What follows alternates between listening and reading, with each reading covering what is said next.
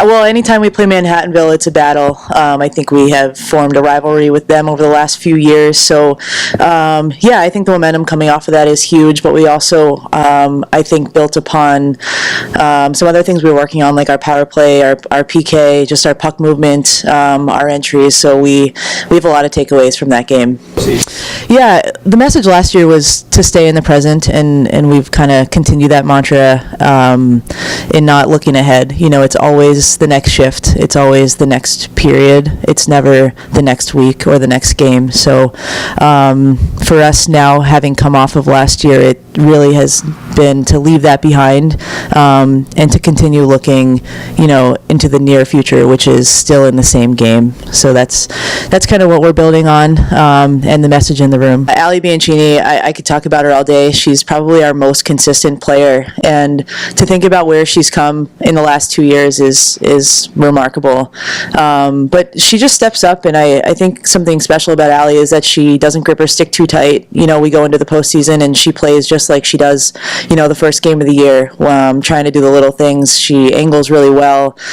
She knows when to get the puck deep. She knows when to move the puck, and she comes up big. So Ali has been amazing for us. Yeah, Rachel's our backbone, and I think she hit a rough patch, maybe November, December, earlier in the year, and I think we were living off of a championship in October and early November, so we really had to work on moving on and starting over. So I think she's hitting her stride. She's a leader in the room. She's a leader in the weight room, and she comes up big. You know, I don't think we beat Manhattanville the way we did without her in net, you know, making a couple backdoor stops. So for her, I think it's just continuing those little things, and it'll pay off for her.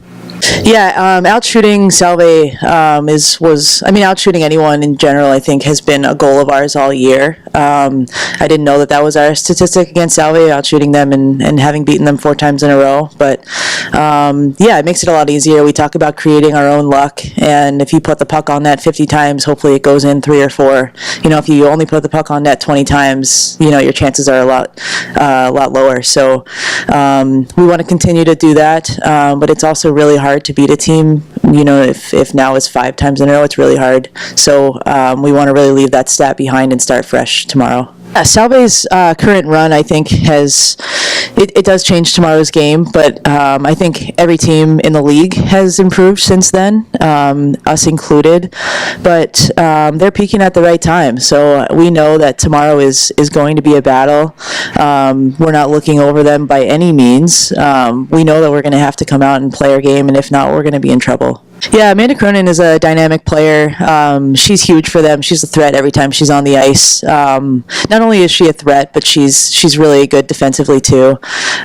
So we just have to be aware of her and respect her. I think we've played teams throughout the year where we always have to kind of be aware of a couple of their top players, and she's definitely one that we'll highlight tomorrow. Yeah, our keys tomorrow are the same that they've always been. It's discipline, it's work ethic, it's being mentally focused, and sticking to the game plan, buying in.